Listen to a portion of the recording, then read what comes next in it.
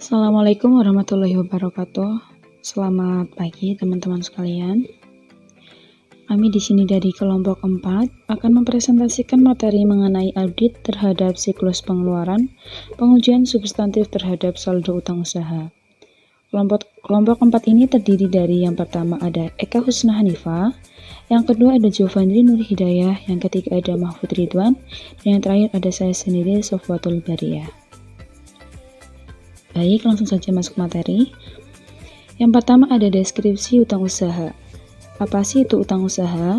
Utang usaha atau lancar meliputi semua kewajiban yang akan dilunasi dalam periode jangka pendek dengan cara mengurangi aktiva yang dikelompokkan dalam aktiva lancar atau dengan menimbulkan utang lancar yang lain. Nah, ada 6 kelompok utang usaha atau utang lancar. Yang pertama ada utang usaha yang timbul dari transaksi pembelian bahan baku dan bahan penolong, suku cadang, dan bahan habis pakai pabrik. Yang kedua ada uang jaminan masuk dari pelanggan. Yang ketiga ada utang yang timbul dari berlalunya waktu. Yang keempat ada utang yang timbul kepada pihak ketiga. Yang kelima ada akrual yang timbul dari kegiatan usaha perusahaan, dan yang terakhir ada utang lain yang diperkirakan akan dilunasi dalam jangka waktu periodik. Lalu perbedaan karakteristik utang lancar dan aktiva lancar apa saja? Yang pertama dalam menyajikan aktiva lancar, klien berkecenderungan umum untuk menyajikan aktiva tersebut lebih tinggi dari jumlah yang senyatanya. Gambaran modal kerja yang baik ini dapat ditempuh dengan cara menurunkan jumlah utang lancar, yaitu umumnya dengan cara tidak mencatat utang lancar sehingga terdapat utang yang tidak tercatat pada tanggal neraca. Perbedaan yang kedua dalam menyajikan aktiva lancar, klien menghadapi masalah penilaian unsur-unsur aktiva lancar per tanggal neraca. Dalam menyajikan utang lancar, klien tidak menghadapi masalah penentuan nilai utang lancar tersebut pada tanggal neraca. Perbedaan pengujian substantif terhadap utang lancar dengan pengujian substantif terhadap aktiva lancar. Yang pertama, pengujian substantif terhadap utang lancar ditujukan untuk menemukan adanya penyajian utang lancar yang lebih rendah dari jumlah yang seharusnya. Sedangkan pengujian substantif terhadap aktiva lancar ditujukan untuk menemukan adanya penyajian aktiva lancar yang lebih tinggi dari jumlah yang seharusnya. Yang kedua, dalam pengujian substantif terhadap aktiva lancar, auditor menghadapi masalah penentuan kewajaran nilai aktiva lancar yang dicantumkan dalam neraca. Penentuan nilai aktiva lancar ini menyangkut penaksiran apa yang akan terjadi di masa yang akan datang. Dalam pengujian substantif terhadap aktiva lancar, auditor memverifikasi nilai kas yang disajikan dalam neraca. Nah, bagaimana prinsip akuntansi berterima umum di Indonesia dalam menyajikan utang lancar di neraca? Yang pertama, setiap jenis utang lancar harus disajikan secara terpisah jika jumlahnya material. Yang kedua, utang kepada perusahaan afiliasi, pemegang saham, dan karyawan perusahaan harus dipisahkan dari utang kepada pihak ketiga yang independen. Yang ketiga, aktiva yang dijaminkan dalam penarikan utang lancar harus diungkapkan dalam laporan keuangan. Yang keempat, aktiva dan utang tidak boleh digabungkan penyajiannya dalam jumlah neto. Utang bersyarat harus dijelaskan dalam neraca. Nah, ada tujuan pengujian substantif terhadap utang usaha. Yang pertama, memperoleh keyakinan tentang keandalan catatan akuntansi yang bersangkutan dengan utang usaha. Yang kedua, membuktikan kebenaran utang usaha dan keterjadian transaksi yang berkaitan dengan utang usaha yang dicantumkan di neraca. Yang ketiga, membuktikan kelengkapan transaksi yang dicatat dalam catatan akuntansi dan kelengkapan saldo utang usaha yang disajikan di neraca. Yang keempat, membuktikan kewajiban klien yang dicantumkan di neraca. Yang terakhir, membuktikan kewajaran penyajian dan pengungkapan utang usaha di neraca. Lalu, program pengujian substantif terhadap utang usaha. Program ini terdiri dari 2 prosedur. Yang pertama ada prosedur audit awal.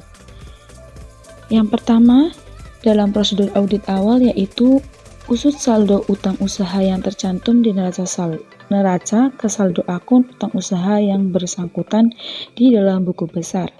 Yang kedua, hitung kembali saldo akun utang usaha di buku besar. Yang ketiga, usut saldo awal akun utang usaha ke kertas kerja tahun yang lalu. Yang keempat, lakukan review terhadap mutasi luar biasa dalam jumlah dan sumber posting dalam akun utang usaha. Yang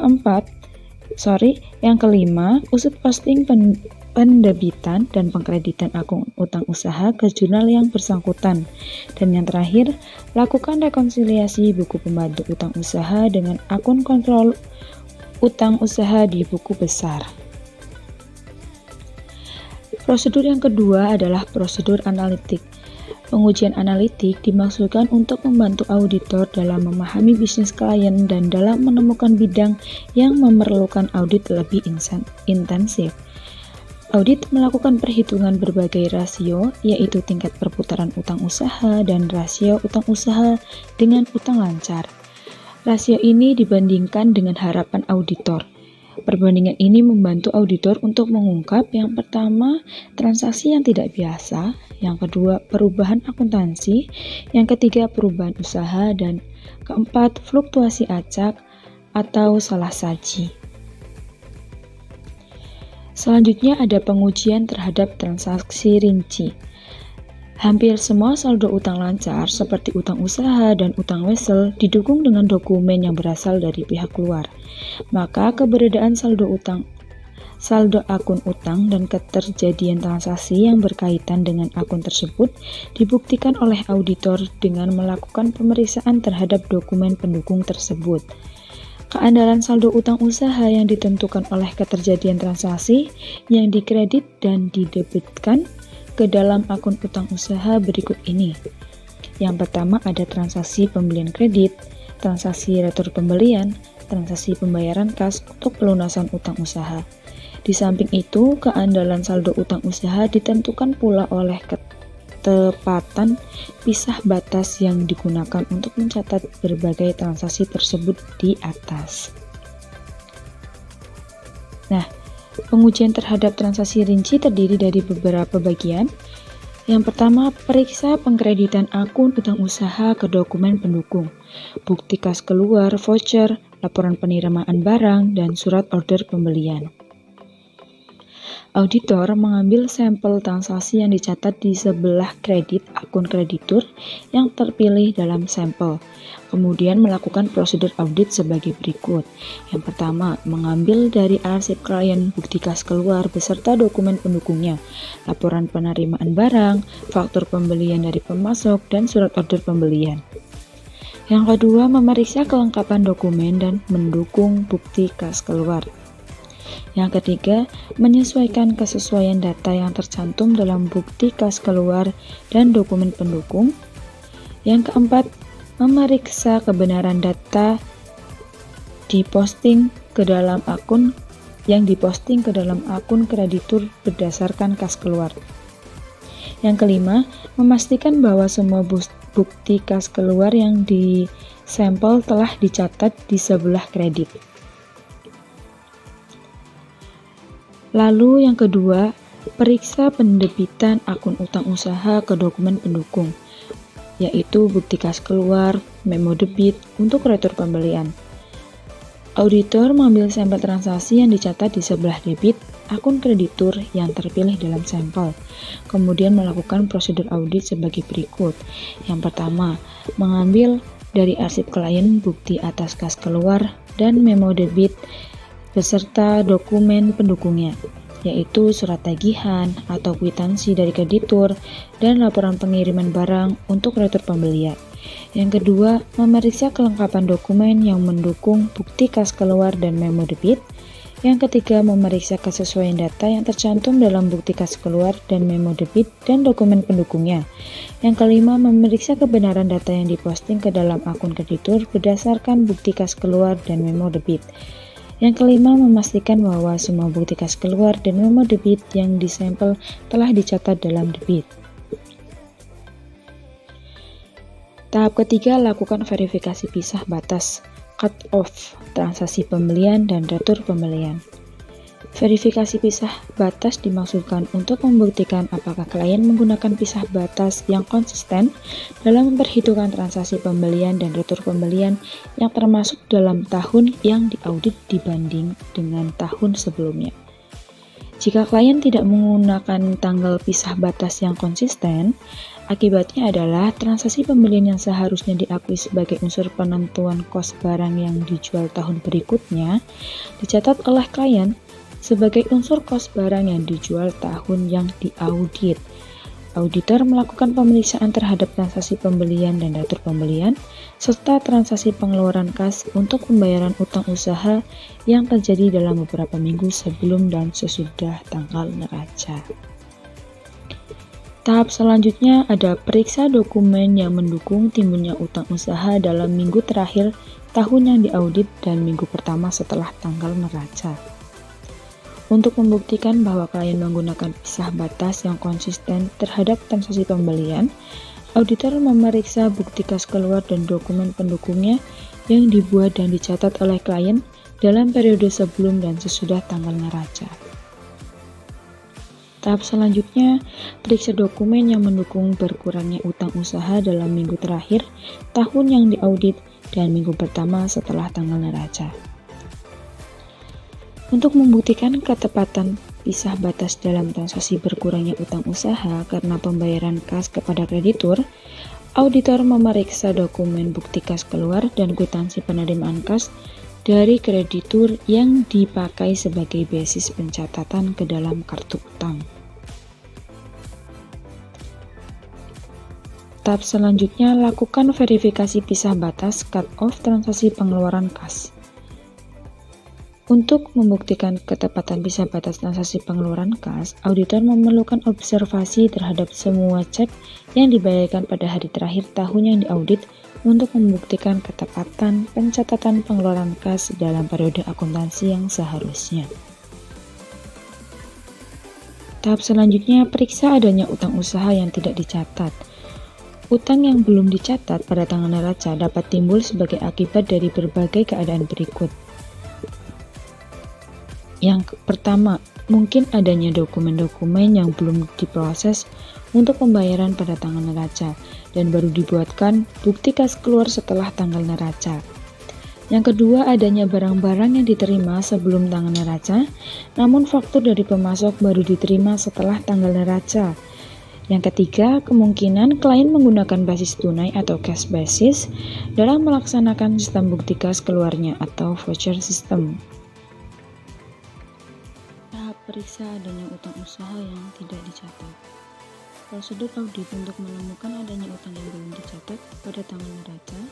Yang pertama, periksa bukti-bukti yang mendukung transaksi pengeluaran kas yang dicatat setelah tanggal neraca. Yang kedua, periksa bukti kas keluar yang dibuat setelah tanggal neraca. Yang ketiga, periksa catatan sediaan barang konsinyasi masuk. Yang keempat, pelajari peraturan perpajakan yang menyangkut bisnis klien.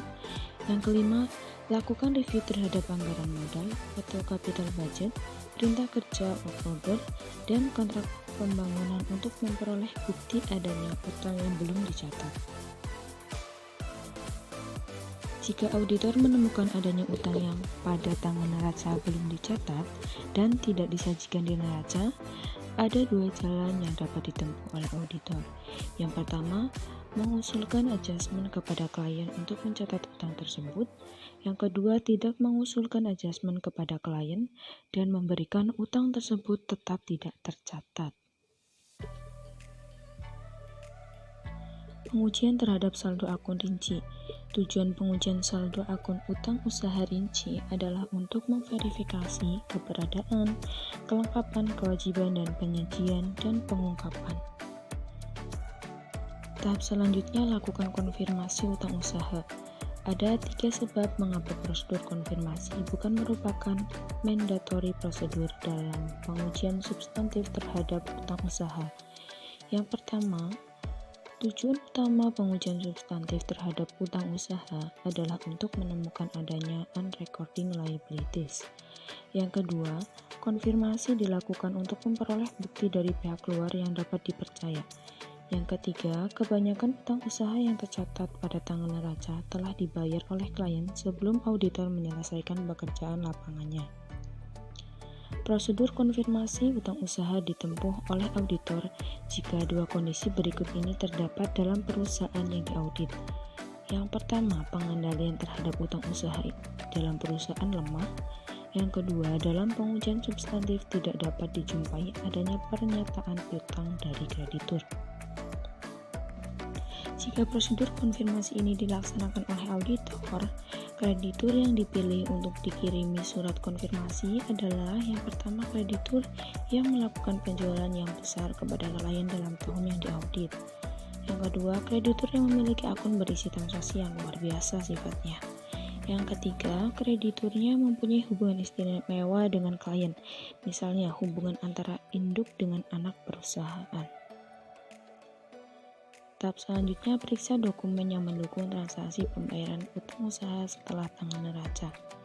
Dengan memeriksa dokumen pendukung tersebut, auditor dapat memperoleh keyakinan bahwa utang usaha yang tercantum di neraca benar-benar ada dan adanya utang usaha yang tidak tercatat pada tanggal neraca.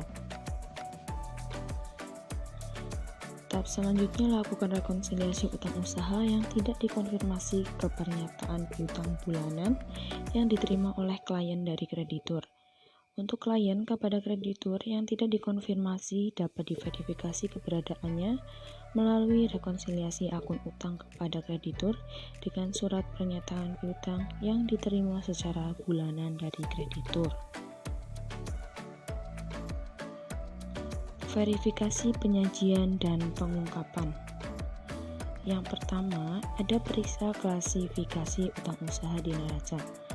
Unsur utang lancar harus disajikan di neraca menurut urutan utuh atau temponya. Jika jumlahnya material, utang usaha harus disajikan di neraca menjadi 3 golongan, yaitu yang pertama, utang usaha kepada kreditur usaha. Yang kedua, utang usaha kepada perusahaan afiliasi. Yang ketiga, utang usaha kepada direksi, pemegang saham utama, manajer, dan karyawan perusahaan. Saldo debit utang usaha yang jumlahnya material harus dikelompokkan menjadi unsur aktiva lancar. Auditor berkewajiban menggolongkan kembali akun utang usaha yang bersaldo debit besar ke dalam kelompok aktiva lancar. Tahap kedua, periksa pengungkapan yang bersangkutan dengan utang usaha. Utang usaha yang dijamin dengan aktiva harus diungkapkan secara memadai dan neraca atau dalam penjelasan laporan keuangan. Tahap selanjutnya, mintalah informasi dari klien untuk menemukan komitmen yang belum diungkapkan dan utang bersyarat dan periksa penjelasan yang bersangkutan dengan utang tersebut. Memakai laporan keuangan berkepentingan untuk mengetahui informasi mengenai komitmen yang telah dibuat oleh klien dan kewajiban bersyarat pada neraca. Auditor berkewajiban untuk menentukan ada atau tidaknya komitmen yang tidak diungkapkan dan utang bersyarat pada tanggal neraca. Tahap selanjutnya, pelajari notulen rapat direksi sampai dengan tanggal penyelesaian pekerjaan lapangan. Notulen yang diselenggarakan oleh Dewan Direksi dapat menunjukkan kontrak-kontrak penting yang akan ditandatangani oleh klien, seperti keputusan-keputusan yang menyangkut anak perusahaan yang semuanya berpotensi menimbulkan utang bersyarat. Tahap selanjutnya, periksa kontrak-kontrak pembelian, penjualan, dan kontrak yang lain. Setiap kontrak yang ditandatangani oleh klien menimbulkan komitmen berupa kesanggupan dan keterkaitan di pihak klien untuk melakukan sesuatu di masa yang akan datang, seperti yang tertulis di dalam kontrak. Semua komitmen yang melibatkan jumlah rupiah yang material perlu dijelaskan di bagian penjelasan laporan keuangan di bawah judul utang bersyarat. Tahap ke-6, mintalah informasi dari pengacara klien mengenai perkara pengadilan yang melibatkan klien. Yang pertama, meliputi gambaran perkara pengadilan yang melibatkan klien ditangani oleh pengacara yang bersangkutan. Yang kedua, suatu penilaian terhadap kemungkinan keputusan pengadilan yang tidak menguntungkan klien akibat perkara yang digambar tersebut. Suatu taksiran kerugian yang mungkin diderita oleh klien akibat perkara pengadilan tersebut, atau suatu pernyataan dari pengacara bahwa taksiran kerugian tidak mungkin dilakukan oleh pengacara. Yang keempat, suatu pernyataan jumlah honorium pengacara yang belum ditagih. Yang ketujuh, kirimkan konfirmasi ke bank. Auditor meminta informasi dari bank mengenai kewajiban bersyarat yang menjadi tanggung jawab klien pada tanggal neraca. Tahap ke-8, pelajari arsip korespondensi klien dengan lembaga keuangan. Arsip korespondensi akan memberikan informasi mengenai persetujuan pemberian jaminan terhadap utang yang ditarik oleh perusahaan lain dan penjualan piutang usaha.